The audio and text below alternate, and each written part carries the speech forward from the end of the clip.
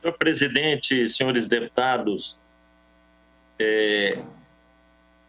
eu gostaria aqui de fazer um comentário sobre esta situação do Enem que nós estamos acompanhando.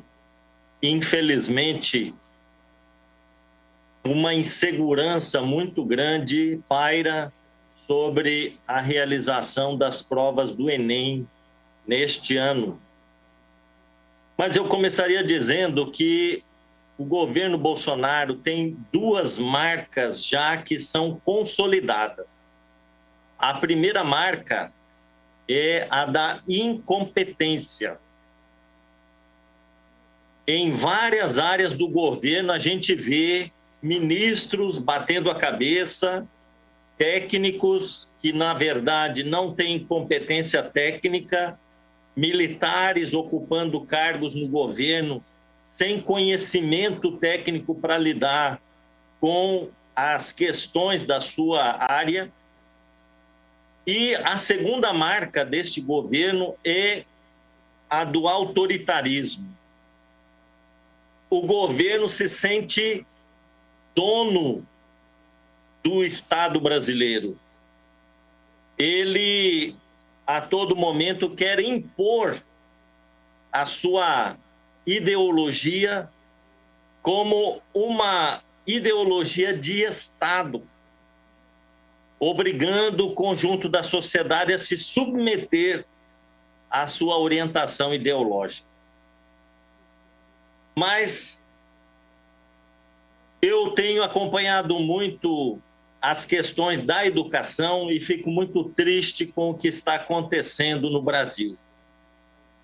Faltando pouco mais de uma semana para a realização do Enem Nacional, aliás, do Exame Nacional do Ensino Médio, né? Exame Nacional do Ensino Médio, o Enem, 37 funcionários do INEP, que é o Instituto Nacional de Estudos e Pesquisas Educacionais, que é o órgão responsável pela realização das provas, 37 funcionários pediram demissão dos seus cargos, alegando censura, falta de comando técnico, clima de insegurança e medo na instituição. Segundo denunciaram estes servidores, entrevista que nós assistimos no Fantástico no último domingo, o presidente do INEP, senhor Danilo Dupas, teria ido até a sala segura onde as provas ficam armazenadas e lido as questões montadas pelas equipes técnicas. E depois disso teria solicitado a exclusão de mais de 20 questões das provas. Segundo eles, eram questões que tratavam principalmente da história recente do país nos últimos 50 anos. E, sob o ponto de vista da equipe técnica, não havia qualquer reparo pedagógico a ser feito na primeira versão da prova.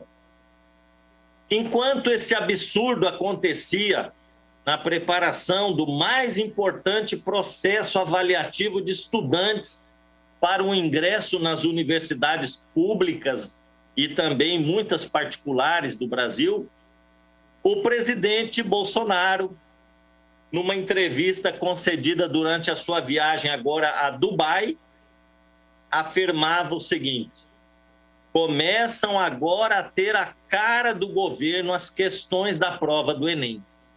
Vejam só, as provas do Enem, elas precisam ter a cara do governo. Não são mais provas baseadas, fundamentadas no conhecimento científico. Não, tem que ter a cara do governo. Segundo o presidente, ninguém precisa ficar preocupado com aquelas questões absurdas do passado que caíam no tema da redação, que não tinha nada a ver com nada. Isso afirmou o presidente lá em Dubai. Eu confesso, senhor presidente, senhores deputados, que nada mais me causa surpresa nesse desgoverno do Brasil. mas eu fiquei completamente indignado com esta situação. É absolutamente inadmissível que isso aconteça. Interferência política no conteúdo de um exame para atender a linha ideológica de um governo anti-ciência, um governo negacionista, despreparado, autoritário e que joga a todo momento com a desinformação da população. Um governo que não tem nada a dizer sobre educação. Isso me lembra a censura da ditadura militar brasileira, instalada no golpe de 1964, quando professores de história eram perseguidos e os conteúdos do que se ensinava nas escolas passavam pelo crivo do governo. Não dá para aceitar que o presidente do INEP, que segundo os funcionários do órgão é extremamente despreparado para exercer o cargo que ele ocupa, que ele pegue uma prova e saia riscando os itens por não gostar ou não aprovar o seu conteúdo, obrigando o corpo técnico a refazer a prova por 2 vezes. Isso representa um grande retrocesso, controle ideológico. É um retrocesso tanto para a instituição INEP, quanto para o Exame Nacional, que vinha avançando em organização, eficiência, credibilidade nos últimos anos. O INEP tem 84 anos de existência e um órgão vinculado ao Ministério da Educação é uma das maiores e mais especializadas instituições de avaliação educacional do mundo. As provas do Enem, elas são compostas por 180 questões retiradas de um banco nacional de itens, onde se encontram milhares de questões que são elaboradas por professores selecionados através de um edital.